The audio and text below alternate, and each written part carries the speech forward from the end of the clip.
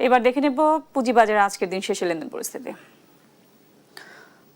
বুধবার ঢাকা স্টক এক্সচেঞ্জে ডিএসসিএক্স সূচক 35 পয়েন্ট বেড়ে দাঁড়িয়েছে 5441 পয়েন্টে। এছাড়া ডিএসসিতে আজ লেনদেন হওয়া প্রতিষ্ঠানগুলোর মধ্যে দর বেড়েছে 243টির, কমেছে 98টির, অপরিবর্তিত রয়েছে 49টির দর। লেনদেন হয়েছে 1279 কোটি 13 লাখ টাকা।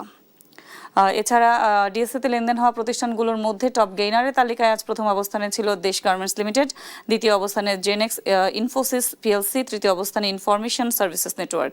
এছাড়া টপ লুজারের তালিকায় আজ প্রথম অবস্থানেই ছিল ইনফরমেশন সার্ভিসেস নেটওয়ার্ক, দ্বিতীয় অবস্থানে আইসিবি ইসলামিক ব্যাংক, তৃতীয় অবস্থানে ছিল ড্যাফোডিল কম্পিউটার্স পিএলসি। আমরা যদি চট্টগ্রাম স্টক এক্সচেঞ্জে দেখি সেক্ষেত্রে আজ সার্বিক সূচক কত কমেছে আমরা দেখে নিব। এখন চট্টগ্রাম স্টক এক্সচেঞ্জের সার্বিক সূচক আজ বেড়েছে 104 পয়েন্ট, বেড়ে দাঁড়িয়েছে 15,185 পয়েন্টে।